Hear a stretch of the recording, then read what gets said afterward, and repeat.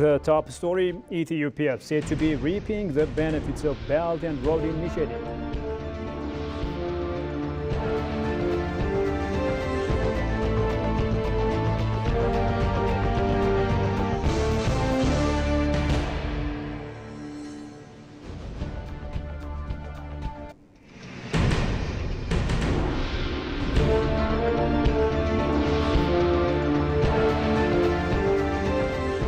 Greetings, ladies and gentlemen. A very warm welcome to EBC World with me, Shfarao Lako, and thank you for watching us. Now, Ethiopia's delegation, led by Minister of Foreign Affairs Taye Asqassalasie, is participating in the 9th Ministerial Conference of Forum on China-Africa Cooperation (FOCAC) in Beijing, China. A three-day forum is anticipated to be kicked off in Beijing, and it has become at a critical juncture, it was indicated. Speaking at the ministerial conference, China's Foreign Minister Wang Yi said China is desirous for a consolidated partnership with Africa, and the future requires working together. The Foreign Minister also reaffirmed China's commitment to strengthening South-South cooperation and the move toward common development and prosperity. Yi further stressed the need for cementing cooperation to bring about a bright future and write a new history together. Ethiopia is also expected to conduct bilateral and multilateral talks on the sidelines of the forum in order to promote its economic and diplomatic interests.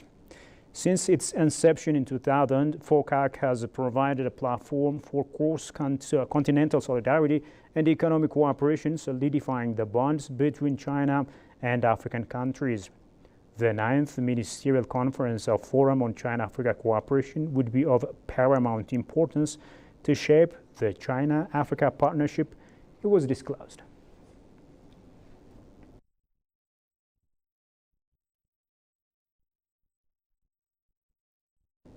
Moving on, the State Minister for Foreign Affairs, Misganu Arga, had a meeting with Special Envoy of UN Secretary General for the Horn of Africa, Hannah Tete. The two sides discussed the issues of mutual interest in the Horn of Africa, according to the Ministry of Foreign Affairs.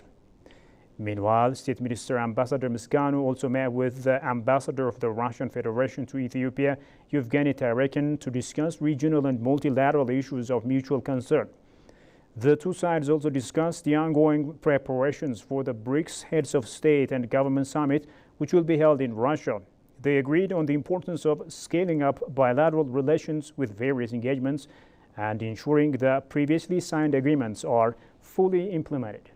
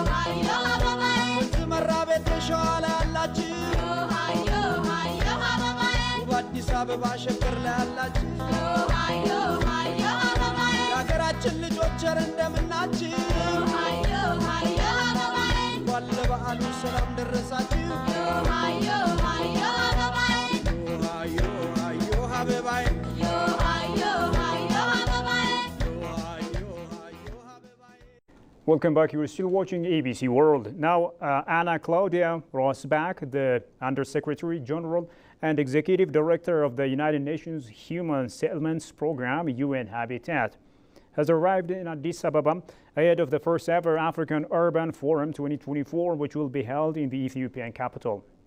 The UN Habitat chief was greeted upon arrival in Addis Ababa by the UN resident and humanitarian coordinator. In their discussion, the two UN officials highlighted strategic engagements to support Ethiopia's development priorities in building inclusive, safe, resilient, and sustainable cities and communities.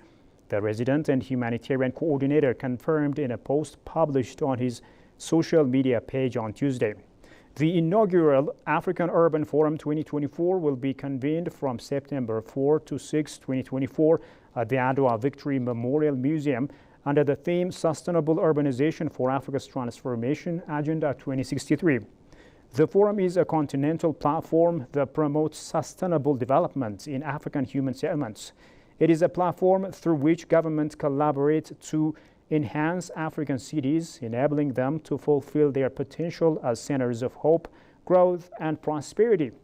The African Union Commission and its member states established the Africa Urban Forum in 2022 in response to the rising consciousness of the rapid urbanization in Africa, its opportunities and challenges, and the need to create a continental-scale forum to support an inclusive and holistic approach to unlocking the potential of urbanization on the continent.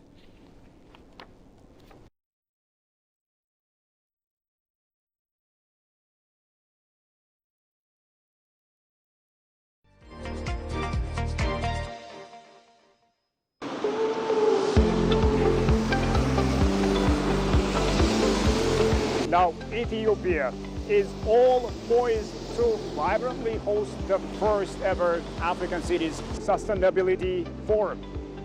And this forum is being held under the theme of Sustainable Urbanization for Africa's Transformation Agenda 2063.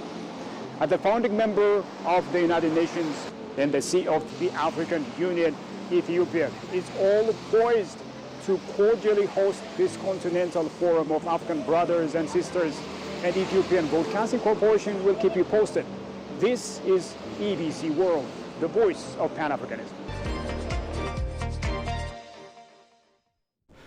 And now moving to stories selected for detailed analysis, Ethiopia is reaping significant benefits from China's Belt and Road Initiative, a key component for the growing China-Africa partnership.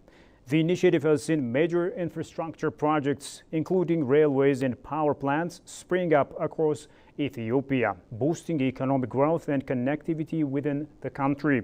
In a co-hosted program by EBC and CGTN, experts described the benefits of the China-Africa cooperation for Ethiopia's growth. Take a listen to this. It's been 11 years since the Belt and Road Initiative was proposed by Chinese President Xi Jinping. And how has the initiative benefited Ethiopia's development so far? BRI has brought fundamentally three important outcomes. The first one is infrastructure development for Ethiopia, and the second one is economic growth, and the third one is technological transfer. If we see the infrastructure development, many roads have been built and upgraded, and even if you see the Addis Ababa-Djibouti railway, the trade road, it has reduced lots of costs in terms of time and so on. The Belt and Road Initiative has greatly benefited Ethiopia. With the construction of the Ethiopia-Djibouti Railway, the Addis Ababa Highway, and the several industrial parks, it provides a large number of job opportunities for the Ethiopian youths, improving the professional skill during the construction, so it greatly promotes the development of Ethiopia. How are higher educations in Ethiopia collaborating with those in China? And how is this collaboration promoting cultural exchange between Ethiopia and China in particular, and Africa and China in general? There are now many modalities between Chinese and Ethiopian universities. We do have joint research projects. There are also faculty exchange programs, student exchange programs. We also organize joint conferences and workshops. And there are also many capacity building programs, non-stop capacity building programs, especially the Chinese government is giving to Ethiopian higher education staff in different capacity building programs. All these programs can bring quality education to Ethiopians. So in my view, I hope this joint approach, joint forums in terms of academic exchanges, student faculty exchanges, research and so on, can enhance our quality education. How can African countries, including Ethiopia, draw on experience from China, especially when it comes to alleviating different economic challenges? China often says that to get rich, build the road first. Yeah, so I think all people hear that one. That means I think the infrastructure is extremely important for country's development. After the Ethiopia-Djibouti Railway commissioned, you can see along this railway, it located many industrial parks. Because the advantage of this transportation is saving a lot of time compared to before. After the industrial park come, it can supply more job opportunity for the young guys. And then the investor will come here. It attract the different investor from America, from China I mentioned. So from the railway to the industrial park to the investor, we can find the infrastructure is the basis. So it's very important to promote a country development. So the Forum of China and Africa Cooperation Summit is a good platform for China and Africa to implement the Belt and Road Initiative better. So what can we expect from this year's summit? We Africans expect a lot from this FOCAC summit. I hope the first one is the world is changing dramatically. So for this new development, we also expect new assistance from this FOCAC summit. The first one is I expect new projects will be implemented, especially in the BRI. The old ones might be upgraded better again, and new projects in the area of telecommunication, renewable energy, the power grids, the digital infrastructure will be added. This is my expectation. FOCAC has achieved several fruitful results in the last years. And we expect this year's FOCAC will continue deepen the cooperation in different areas.